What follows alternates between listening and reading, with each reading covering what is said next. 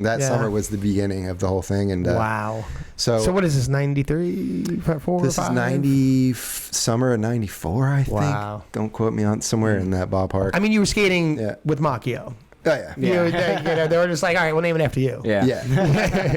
And so there was like the first contest, and you had to try out to make the tour, and I got like 7th place or something.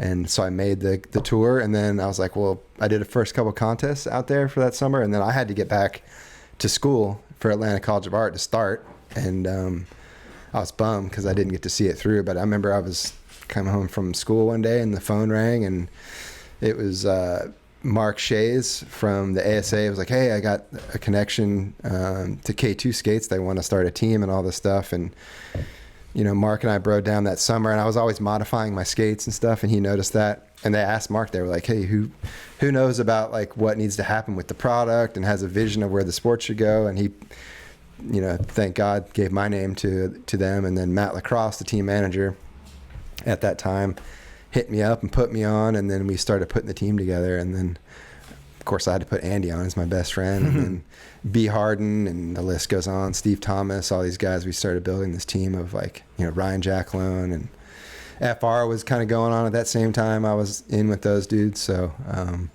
it was a really cool time. And then started getting paid. So that's the fun part. It was crazy. So I dropped out of art school and just went for it. You know, it was like, that's sick. They're like, we'll give you $1,500 a month and we'll pay you $500 for the K2 Fatty design. I was like, let's go. You were like, oh, I can retire pairs. on this. Let's go. And I was so crazy. They sold the K2 Fatty design for $500 bucks. Yeah. And we obviously have to talk about the K2 Fatty also, because you designed that skate. Yeah. That was one of the like first aggressive skates ever. Yeah. And I'm so curious, what went into making that design? Like, why was it a soft boot? Because I think it was the first. Soft boot was K2's thing. You know what I mean? They were making skates before I even came there, and that was like part of the premise. Is like, this is going to be some sort of soft boot construction. So we're like, okay, cool. We'll make it look like a skate shoe. And yeah, I just sent 2D drawings, you know, to them with some measurements, because we had been drilling out our TRS, you know, Lightnings and making them split system. So how kind of frames come now. And so we knew we wanted them to be split system. We knew we wanted to have like much easier grinding capabilities and making the sole flat so you didn't lock on the rails, because you used to lock on the rails and your heel would be lower than your front. So it was really weird, and you were grinding on your rivets that held your frame on. Yeah, I remember like seeing that, like the old stances back in the day, like when people did sole grinds, it wasn't like flush, or like they were just like eek, and so they were just like, but you had to lean over too, and like with sweat the stance that was a centimeter big. When you did a sweat stance, son, you were on your frame. It was a sweat. You was sweating. And Andy will tell you now, like most kids aren't really doing it. They're doing a far side Mizu, but you got to be lapped over, dude. You got to be flat on the side of that. We got to make a video of Andy calling people out. All right, that's it. You got to be flat. You got to be flat, y'all. That's it. Doesn't count. You got to do it right. Yeah, it's Style true. matters, dude. I mean, it does, and especially like from the guy who was now the originator of this trick. Yeah. Set the standard.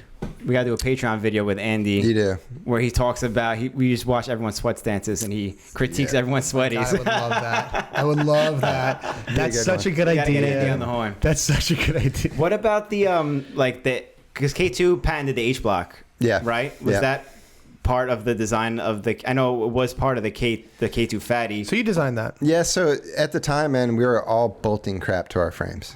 Okay. So it came down again. Like I would sit with these dudes that were engineers from Boeing. They had some pretty sick engineers that worked there at the time. Yeah. And so they would listen to us, and it was like, yeah, we're bolting things on like this. They're like and we Boeing engineers. Sketching. Yeah, they're Boeing engineers, and you're like, yo, listen, we need an H block on this skate. I want my Royals to look nice. So I was like, and we need a good groove. You have no idea. I was in the corporate world, and I was just skate dog. Wow. But no, it was like that. And so, yeah, they would basically, I mean, there was multiple things that we worked on where they would like, stop, bring this in so we can take pictures. And they'd ride up and, you know, put patents in. Because at the time, there was so much new stuff happening with skate technology that they were, I mean, I made a block for quad skates too. And they took pictures of that, you know. And it's funny because now people are buying this for the quad skates. But I was good friends with Brian Wainwright. We went on a little tour together, and I was like, yeah, I'm going to make some roller skates. And I had a lot of time and space in a workshop to make a lot of weird stuff there. So they'd periodically take pictures of it, and I don't even know. Was it like the first grind block for roller skates? That I've ever saw, you know. Because I was like, oh, you should be able to royale on roller skates too, you know? Everything's timing. So it's timing. It is. Dude, 100%. That's so true. Mm-hmm. So you feel like I paid another $500 for that roller skate design. It was the best $500 I ever made, though. I mean, that's why I'm here now. So I don't regret it. That's super cool. How old were you when you had that opportunity? I would have been 19, I think, 20 maybe. That's a pretty sweet opportunity for someone that age. It was pretty rad. And they're traveling around the world, man, and we went everywhere. Especially 1,500 back then. It's probably like... And then it became a lot more. I was making like 60 G's a year while my friends were in college. So it was rad. In the 90s. Cool. In the 90s. Yeah. That's rad. That's like $150,000 a year right now. But dude, there was guys, probably. There was guys making big cheddar then, you know? So. Yeah. That's cool. It's always so cool to hear like the nostalgic point where like blading had like all this like interest around it, like all these. Like, it was new though, dude. You'd see someone skate down the street, like, what is that? Yeah. And it's funny because kids sometimes when I'm skating are like, oh my gosh, they haven't seen it. Like at the skate park, some kids have just never seen it. So it's so well to think that in like one life like that, like inline skates went from like brand new to all the way like to where it is now. Yeah. And it's come a long way, and in some ways it hasn't. It's weird. Yeah. It's crazy to think that it's still new to some people. Like, how long has skating been around for? How long have, just in general, you've been able to go to like Target, Walmart, and see rollerblades in the stores, you know? But like people still have never seen it until you go to the skate park, like in 2021. Yeah, I think that blows my mind every time I hear that. Yeah. Yeah. It's just visibility. Yeah.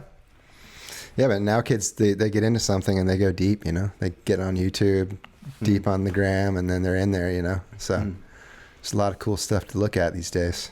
It's pretty cool to have the H block under your belt, though. Thanks, man. Yeah, because it's like that's like a standard now.